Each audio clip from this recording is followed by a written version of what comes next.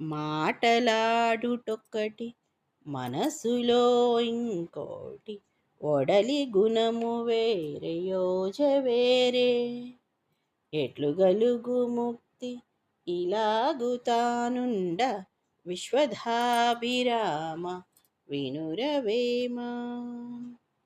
దీని భావం ఏంటంటే, మనసులో ఒకటి ఉంచుకుని బయటికి మరొకటి మాట్లాడే కపట స్వభావం కలవారికి ఎన్నటికీ మోక్షం కలగదు అని అర్థం. అంటే కపట స్వభావం అంటే ఏమిటంటే, లోపల ఒక దుష్టాపు ఆలోచన పెట్టుకుని పైకి మాత్రం ఎంతో ఆత్మీయంగా, ఎంతో స్నేహశీలంగా, ఎంతో కృతజ్ఞతాభావంతో నటిస్తూ ప్రేమగా మాట్లాడుతుంటారనమాట. కానీ లోపల ఈర్ష్యా ద్వేషాలతో రగిలిపోతూ ఎప్పుడు కక్షని, ఒక రకమైన కక్షని పెట్టుకుని ఒక ఎదుటి వ్యక్తికి నష్టం కలిగించడం కోసం ప్రయత్నం చేస్తూనే ఉంటారు. అది దాచుకుని పైకి మనతో చాలా తీయగా మంచివారిలా నటిస్తారు.